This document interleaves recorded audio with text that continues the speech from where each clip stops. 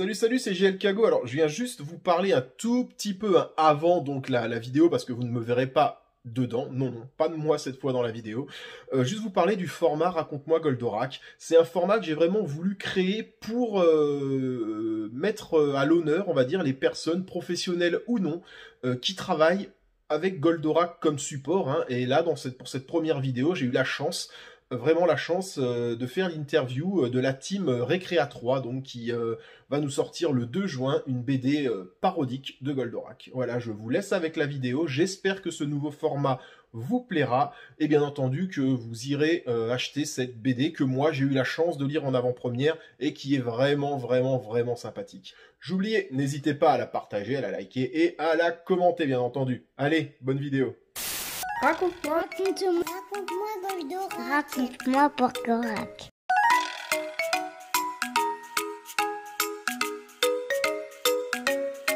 Moi, mon parcours, c'est un parcours très classique. Je suis allé faire une école d'art, les Beaux-Arts. J'ai intégré un atelier de dessinateur de BD en devenir. J'ai commencé à faire mon premier album. Il est sorti en 2002, donc c'est à peu près dans la même période que Sylvain et Sandrine. Au niveau professionnel, c'est un album qui s'appelait L'Épouvantail Pointeur, qui est sorti dans une collection chez Glénat, qui s'appelait la collection Carrément BD. C'était des grands albums carrés. Et puis là, récemment, je viens de sortir une BD qui s'appelle Peter Dillon, que j'ai fait tout seul, sur l'histoire d'un marin qui a découvert l'île sur laquelle se sont écrasés les bateaux de la Pérouse, de l'expédition de la Pérouse. Moi, mon parcours, c'est un peu comme Boris. Je faisais de la peinture étant gamine. Et j'ai orienté mes études vers les beaux-arts aussi. Je me suis orientée en fait vers un truc de graphiste. En sortant en fait de cette expérience-là, j'ai trouvé en fait un boulot dans une société de dessin animé, une boîte de dessin animé. Et j'ai bossé pendant 5-6 ans en fait au département décor. Donc à bosser au Luxembourg, à bosser en fait sur des décors de dessins animés, courts-métrages, feuilletons pour la télé. La première BD c'était Salem la Noire avec Stéphane Créti. On a enchaîné sur Acryborea qui était de la science-fiction. Ensuite, j'ai atterri chez Soleil où j'ai bossé sur Le Sang du Dragon, Hannibal, Merlin, La Quête du Prophète avec Jean-Luc Istin. Là, actuellement, je bosse sur un tome des Maîtres Inquisiteurs, pareil, chez Soleil, dans les collections de Jean-Luc Istin. Également, moi, j'étais fan de comics, fan de Goldorak. J'ai dessiné, comme Boris, j'ai commencé à dessiner, mais contrairement à lui, j'ai très vite compris que ça allait pas être mon truc. Début de l'année 2000, je me suis dit, bon, tu veux faire de la BD depuis des années, tu t'y es jamais mis. Et si tu commençais? Donc, on a commencé au 1er janvier 2000. On s'est associé à un garçon qui s'appelle Stéphane Créti, qui est à la fois un ami et un voisin. Et on a monté un dossier, et on a présenté notre premier dossier à la Maison Delcourt.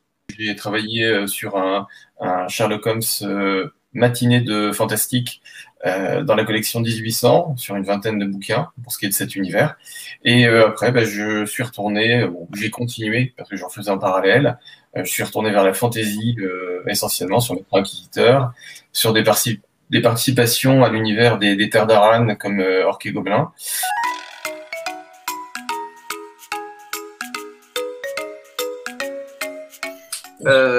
Alors, là, il y a deux points de vue. Il y a le point de vue du scénariste et puis le point de vue du dessinateur.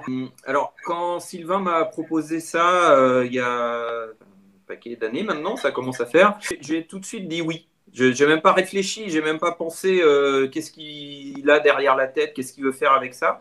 C'est, comme disait Sylvain, c'est l'idée, c'est l'envie de travestir un univers qu'on aime beaucoup. Et enfin qu'on a beaucoup aimé, qu'on aime encore, mais qui nous a beaucoup marqué quand on était gamin. Donc l'idée de pouvoir jouer avec ces personnages-là, non, il n'y a pas de complexe. Au contraire, il y a du plaisir, mais il n'y a pas de complexe de ce point de vue-là, quoi.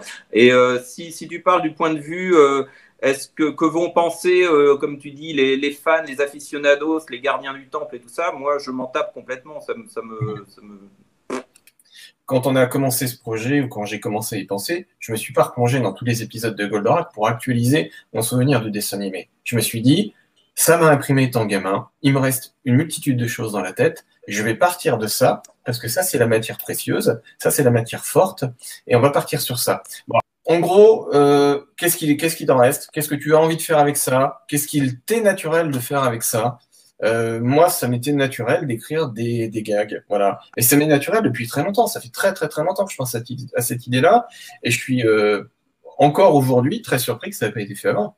Donc, parce que ça me semble être quasi évident à faire. C'est-à-dire prendre possession de personnages, les transformer, les changer, et en proposer une vision totalement altérée, voilà, qui soit un peu exagérée, qui soit le reflet de ma perception en fait de tout ça, avec beaucoup de recul et avec de l'amusement. Voilà.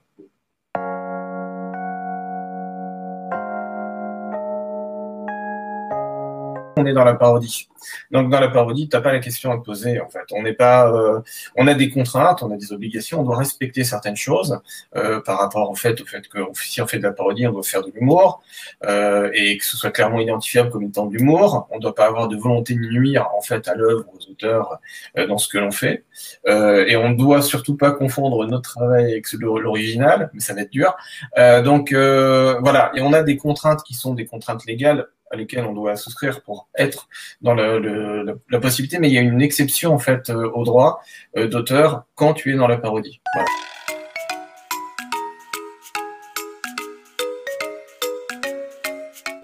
Tout est fait sur ordinateur, que ce soit du crayonné, l'ancrage bien sûr, puis Sandrine, les couleurs après.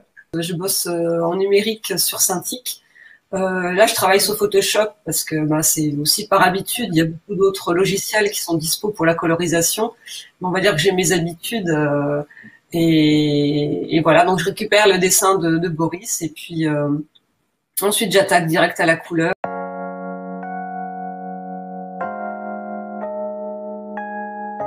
À l'origine, en fait, quand on a commencé à penser à ce projet tous les trois, notre envie, vraiment au départ, c'était de faire une parodie de l'univers de Goldorak. Pas de Goldorak lui-même, mais de l'univers de Goldorak. Laurent Sistin est revenu vers nous pour travailler sur ce projet. Elle nous a proposé, en fait, d'associer à cet univers Candy et Albator dans un premier temps. On avait même pensé à d'autres personnages, mais on s'est au début restreint vraiment à ces trois pôles-là, on va dire. J'étais sceptique. Et plus j'ai bossé sur cette association de personnages, et donc surtout ce transfert des personnages d'Albator, de leur univers, et du personnage de Candy, un peu moins avec son univers pour le coup à elle, dans l'univers de Goldorak, en fait, j'ai trouvé des possibilités d'échange, d'association avec des personnages et de jeux qui n'auraient pas été possibles autrement. C'est vraiment ça l'idée, justement, c'est la constitution d'un univers.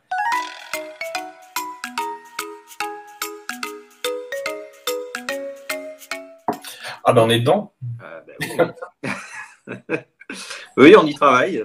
On a commencé les premiers gags là, du tome 2. Il y aura un titre 2 qui va, j'imagine, sortir au courant du premier semestre 2022, pardon. Et puis, je sais aussi déjà où je vais par rapport à un tome 3.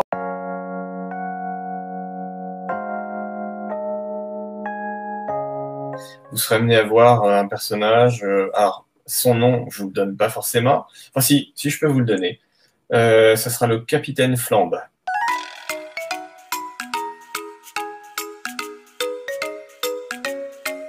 C'est vraiment arrivé comme un ovni, Goldorak. Donc, avec mon regard d'enfant, c'est difficile d'analyser ça maintenant, mais des cassettes audio qu'on mettait dans la voiture en partant en vacances, parce qu'ils avaient sorti une cassette. Il y avait un film qui était sorti, qui était une combinaison de plusieurs dessins animés, enfin plusieurs épisodes. Et donc, ils avaient sorti une cassette audio qui était la bande-son du film, donc le film avec les acteurs, quoi, donc qui jouent. Alors, une découverte dans la cour de récré avec des copains qui en parlaient, qui disaient ouais, t'as pas vu le dessin animé là, patati patata. Et une découverte, une énorme claque dans la gueule. Pourquoi? Parce que je crois que tout simplement, c'est un problème culturel. C'est-à-dire qu'on n'avait pas ce qu'avait le Japon avec les mangas et les animes, une capacité à être dans la transgression par rapport à ce qu'on s'autorisait à montrer aux enfants. Et là, d'un seul coup, tu te retrouves à 10 piges avec des mecs qui s'envoient des pains, des fulgures au poing, qui s'envoient des coups de hache, qui s'envoient des coups de rayon laser, de tout ce que tu voudras. Tu vois du sang, tu vois quelque chose de passionnel, tu vois quelque chose qui tient du drame, qui tient de la science-fiction, qui tient de l'humour. Et d'un seul coup, tout ça, ça forme une sorte de mélange extraordinaire que tu n'avais jamais vu en France. En tout cas, jamais avec ce ton-là, avec une sorte de violence assumée aussi, une violence assumée où on ne prenait pas nécessairement le gamin pour une espèce de chose fragile, et parce qu'un gamin dans une cour de récré, c'est pas forcément tendre. Et puis moi, Goldorak, j'ai un peu suivi mon frère en fait, qui était plus âgé que moi, et c'est devenu en fait le rendez-vous devant la télé où on mettait notre petite couverture par terre, on se mettait allongé et où on regardait les épisodes.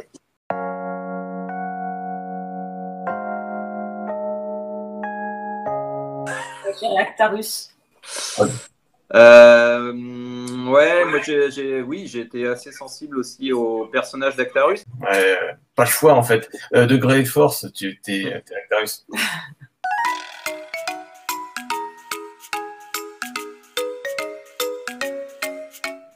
Ouais, le Cornofulgur, j'aime bien. J'aimais bien l'Aquileo Choc en fait. J'étais vraiment fasciné par le transfert à l'intérieur du robot.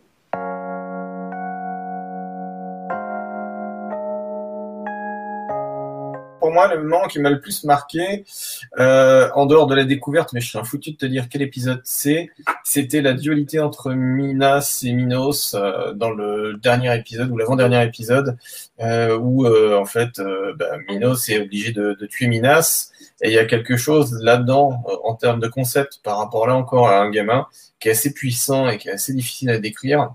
Le combat contre soi-même, tu vois, tu penses pas du tout là pour le coup à la part de féminité, tu penses juste en fait à deux individus en un qui ne peuvent pas coexister. Et ouais, moi ça m'avait pas mal troublé, des choses comme ça me troublaient beaucoup. Sur le coup, je vais faire pareil que Sylvain.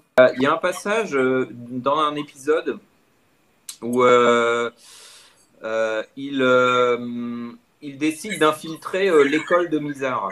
Et donc, il arrive dans l'école et bien évidemment, il sympathise avec Mizar. Dans cet épisode-là, il est obligé de se trahir lui-même parce que ils ont mis une bombe dans un oiseau, ou je sais plus quoi, il y a quelque chose comme ça. Puis après, il est obligé de trahir Mizar parce qu'il est devenu son ami et finalement, il a développé de la sympathie, de l'empathie pour lui.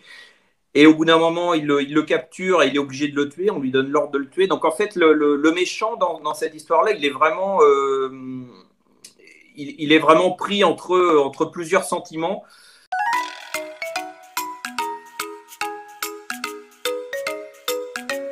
Calbator, bien sûr, a suivi très vite après Goldorak. Si. Et Capitaine Flamme aussi. Moi, c'était Candy, forcément, parce que c'est mon côté fille. Et puis d'avoir un raton laveur, c'est quand même assez cool. Après, le truc qui m'a marqué aussi, c'est Ulysse 31. Et Capitaine Flamme, il n'y a pas de doute, oui, ça fait partie de mes favoris.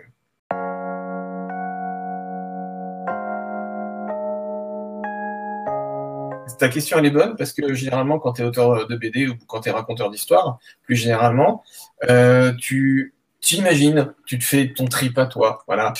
Aucune idée d'histoire. Franchement, j'ai jamais été traversé par l'idée de me dire qu'il y aurait une suite à Goldorak. C'était vraiment une histoire finie dans ma tête. Ouais.